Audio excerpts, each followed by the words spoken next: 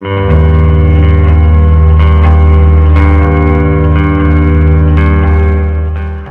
magandang gabi po ng Biyernes sa inyong lahat. Latest weather update po muli tayo.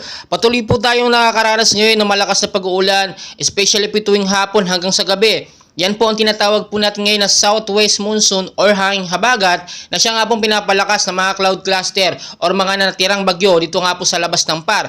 Inuulit ko po, no, wala pong sama ng panahon ngayon or bagyong nakatutok o nakaantas, no, sa ating Philippine Area of Responsibility. Very clear po. Pero meron po tayong binabantayan ngayon na active low pressure area nga po simula pa po ito kagabi, which is meron po itong lakas na hangin na 35 kilometers per hour.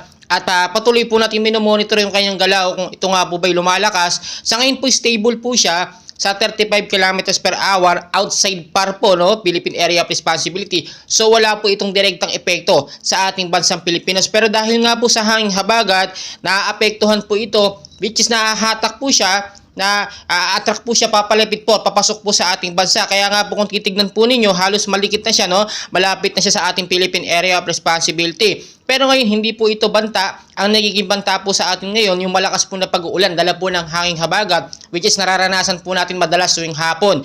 Sa ilang bahagi naman po ng Metro Manila, makakaranas po kayo ng mainit na panahon tuwing umaga hanggang sa tanghali po yan. At asahan po natin kapag sobrang init po ng araw, sa umaga sa tanghali, tuwing hapon po, uulan po yan dahil nga po sa hanging habagat, no, or southwest monsoon na siya nga pong pinapalakas na mga cloud cluster na nakapalibot po sa Philippine Area of Responsibility. Makikita nyo sa ating radar, no? Very clear po at wala kayong makikita sama ng panahon. Pero sa labas ng PAR, meron mga nabubuong cloud cluster or active low pressure area na posible pong maging bagyo or maging isang ganap na bagyo, typhoon, no? Ngayon po, maging ready pa rin po tayo dahil hindi po porkit wala tayong bagyo na binabantayan ngayon or very clear ang ating Philippine Area of Responsibility, hindi tayo magiging handa. Mas magandang panahon po ngayon, maghanda na tayo, linisin ang mga stereo na siyang pinagmumulan po ng pagbabaha, no?